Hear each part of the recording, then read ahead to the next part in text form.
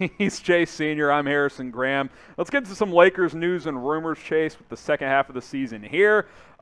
Man, you know, if you may want to close your eyes if you don't want to trade LeBron, because that's actually the topic of today's show. Why are we talking about this? Catch the audience up here. We're talking about this because the Lakers are in a precarious situation right now where they don't have a lot of draft capital moving forward. They're extremely tight on cash, and their roster right now is underperforming. Yep. And some make the argument that LeBron James is to blame for the current status of the Los Angeles Lakers, where they're a few games below 500 coming out of the All-Star break.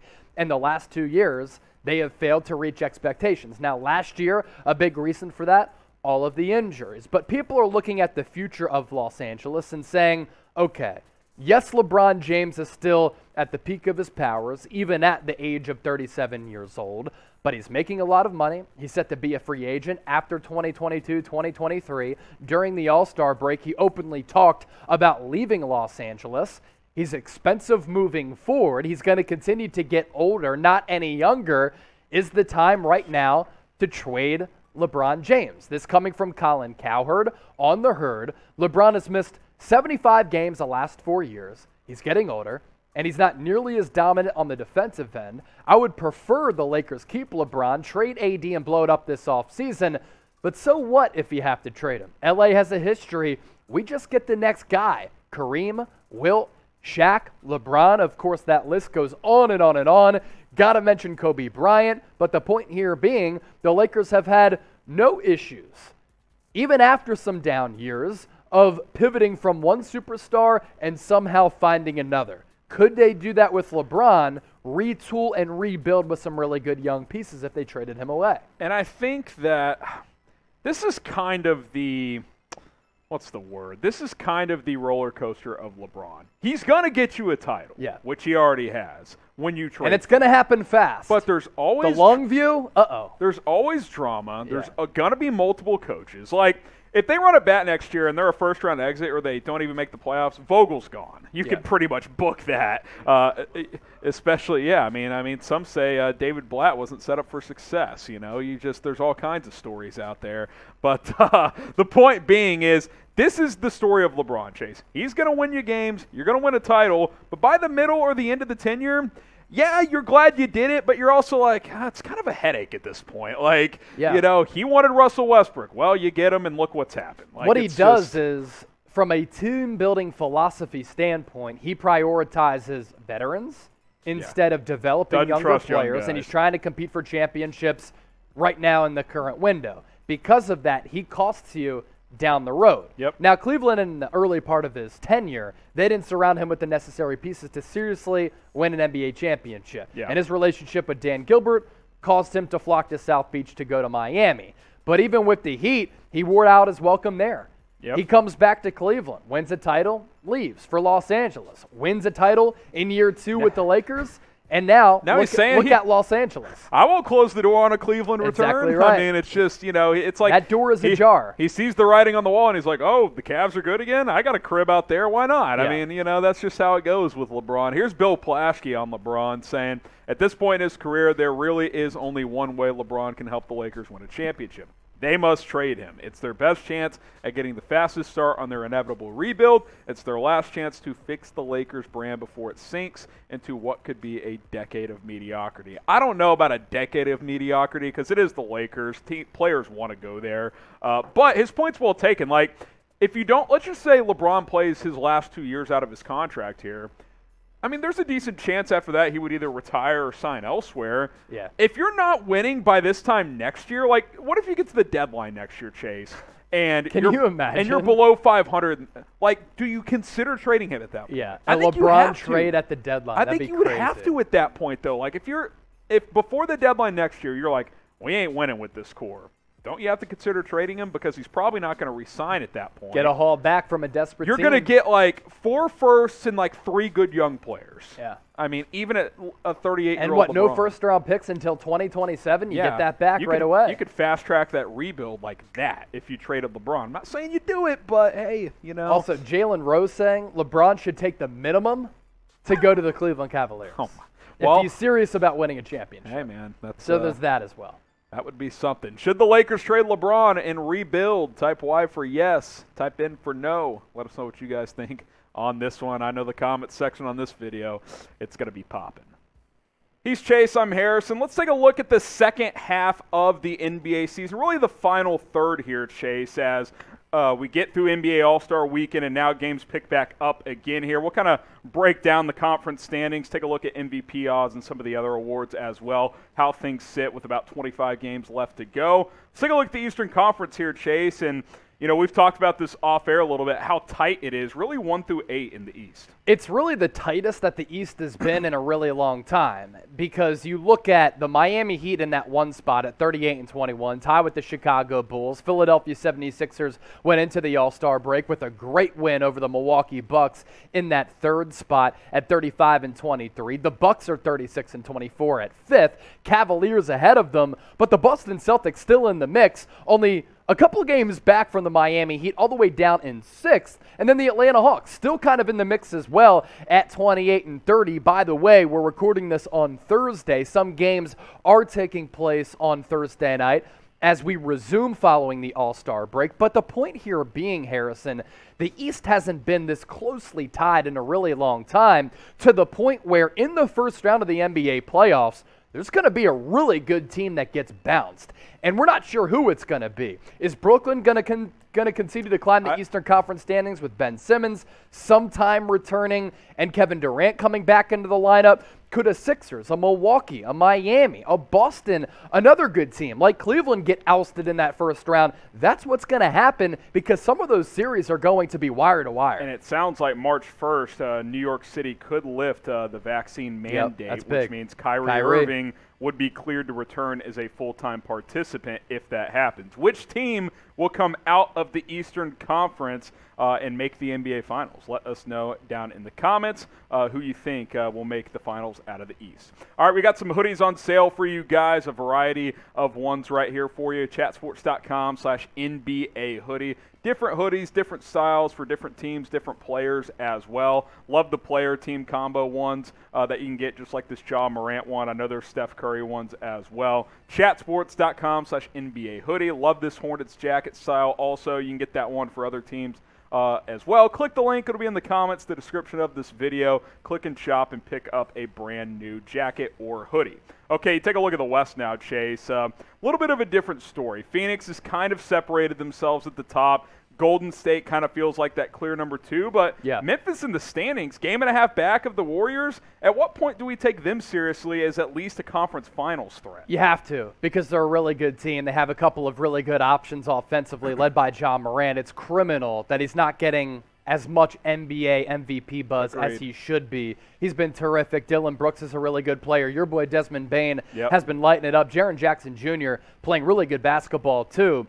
Is Phoenix going to slip without Chris Paul because of the avulsion fracture in his thumb? Same injury that happened to Jimmy Garoppolo. Garoppolo was able to play through it. Obviously a different sport with basketball.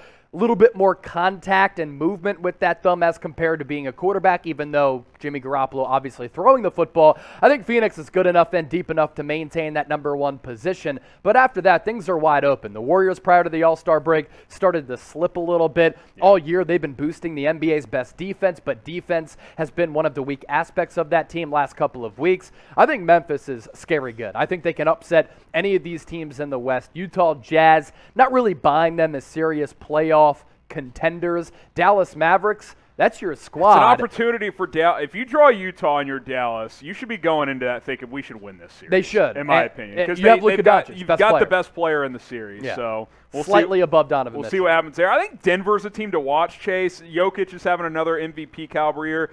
Is Jamal Murray going to come back? We'll see if he does. That's a huge lift for them because he was clearly their second best player over the last few years. Minnesota, they would like to be for sure in that top 7 or at least top 8, so you get 2 cracks in the play-in tournament to secure a playoff spot. Then obviously, all eyes on the Lakers as well.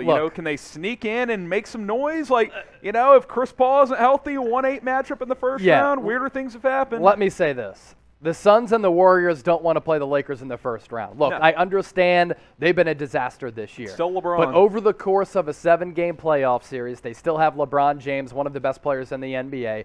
Anthony Davis is frightening to go up against. Russell Westbrook, I'm not the biggest Russ guy, but he can still make plays happen. Malik Monk shooting around 40% from 3 this year. That's a scary team in the first round. How about Clippers-Lakers in the final playing game for the final That's playoff right, spot? battle for L.A. Yeah, we'll do a watch party for that piece.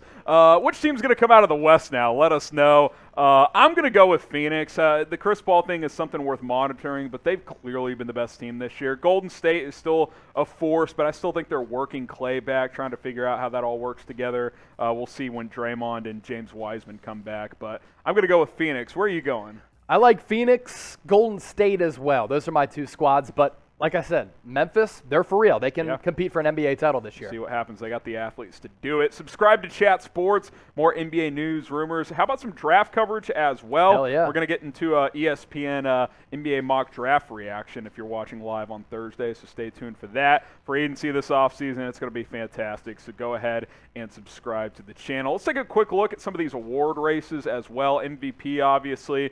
Joel Embiid is taking a not a large lead here, but he's clearly the front runner. You got Nikola Jokic and Giannis all of a sudden lurking as well as he's climbed the column in the points per game category. Yeah, Steph there in 4th at plus 1,000. Ja Morant and Devin Booker both at 18-1 odds. I think if the season were to end today, Harrison, Joel Embiid is my NBA MVP. I think if you take him away from the Sixers without Ben Simmons all year, they'd be an awful basketball team. Yeah. What he's been able to do in the scoring column, rebounding, he's become a better passer, really good defensive player, blocking shots and protecting the rim. It's been great. And he's been better than he was last year when the Joker actually beat him for MVP. It's going to be a neck-and-neck race between those 2 players down the stretch. A name not in this top 5, Luka Doncic the last month before the All-Star break. Sneaky. He was playing like an MVP. He's been out of his mind. We'll see if that carries over. Who will win MVP this year? Let us know. Give us a prediction. And by the way, I'm with you. Ja Morant, at 5th best odds. I love Steph. I think Josh should be higher in the odds. Yeah, me too. I think what he's done for Memphis has been incredible. Get your votes in on MVP. Let's go to Defensive Player of the Year award now. Rudy Gobert, Chase's favorite player at plus 140. Draymond Green at plus 180. I wonder if he's missed too many games now as he's been out a little while. You got Giannis, Jaren Jackson, and Joel Embiid up there as well. Yeah, look, here's my issue with Rudy Gobert. I think he's an overrated defensive player. Why is that? He plays one position on one spot of the floor, and all of these other guys guard multiple positions, or at least can guard multiple positions. So I think Rudy Gobert is somewhat limited. I thought Ben Simmons last year should have won Defensive Player of the Year because he guards all 5 positions at a really elite level. Rudy Gobert is not asked to do that. And in the playoffs, he often gets thrashed and picked on because he has to get out to the 3-point arc. He's slow-footed, and really his strength is around the rim. And Draymond Green is with me. He said, never compare me to Rudy Gobert, but hey, he's leading the Defensive Player of the Year race as of now. Well, Chase thinks he's overrated. We'll ask you guys, though. Is Rudy Gobert an overrated defender, type O for overrated, type P for properly rated? I do think he's a good defender, but, you know, if people are saying you're the best constantly, well, pretty good chance it's going to be overrated. So get your votes in O or P. Rookie of the Year now. Evan Mobley just running away with this thing. Yes, Chase. he is. It's crazy. Look, the upside for him during my draft evaluations, it was so high. I even said he could end up being the top player in the 2021 NBA draft class. He has some elements of his game that, as a rookie, remind me of a young Giannis. He can guard multiple positions. I think he can be a better, more natural offensive player than Giannis, but he's a terrific athlete, really heady basketball player. Giannis didn't have that at the time because he was so raw, but Evan Mobley has been great. Scotty Barnes has been a great find for Toronto. I wanted them to draft Jalen Suggs for him to be Kyle Lowry's replacement, but the pick of Barnes has worked out. Cade Cunningham has had his moments. Josh Giddey in the month of February, averaging a near triple-double, went off at MSG. And Franz Wagner, really good find for the Orlando Magic. The young core with Cole Anthony, Franz Wagner, Jalen Suggs. They have something working down there in Florida. All right, so which rookie has impressed you the most? You know, I think what's helping Mobley out, too, is his team's winning. You know, a lot of Rookie of the Year candidates don't win because they were, you know, a top 3 or 4 pick, but Cleveland's having a great year. So Which rookie has impressed you guys the most? Sixth man of the year now. This is over and done with. Unless Hero gets hurt and misses basically in the rest of the games, he's going to win this award. Yeah, it's funny. You know, we call Kelly Oubre 30K Oubre. Anytime you put him in a video, it pops off. So maybe that happens with this one. But I think Hero, this is his award to lose. Kevin Love, good story this year. He's kind of rejuvenated his career to a certain degree. And then Montrezl Harrell, nah. Jordan Clarkson won it last year. It's Tyler Hero's award. And the most improved player of the year race. Look, we talk about Ja Morant being so low on those MVP odds. At least he's probably going to win most improved player. But this is funny because last year I thought he was great. This year he's been even better, but most improved, that's kind of interesting. Yes, he's taken his game to a new level. Yes, he's become, I don't know, in some circles, a top 5, top 10 guy. So he deserves to win a award. I think it's more most valuable player as compared to this. What's interesting is someone made him aware that he's leading this award, and he said, well, what about Desmond Bane as most improved? That's good, Which too. I thought was a good point. I mean, he's gone from a just, good rookie to he's like a legitimate starting caliber player averaging 17, 18 points a game as a 40% three-point shooter. Yeah, this is my favorite award of them all, even including MVP, because I love to see the development of these players, the work ethic, them being in the lab. You've seen it with all of these guys. Ja, Miles Bridges, Darius Garland, an All-Star, DeJounte Murray, an All-Star, and Anthony Simons. Without Damian Lillard and now C.J. McCollum, Anthony Simons has been getting buckets, man. Yep, no doubt about it. Who's improved the most? Let us know what you guys think on this one, and we'll see what happens down the stretch of this season when it comes down to these awards.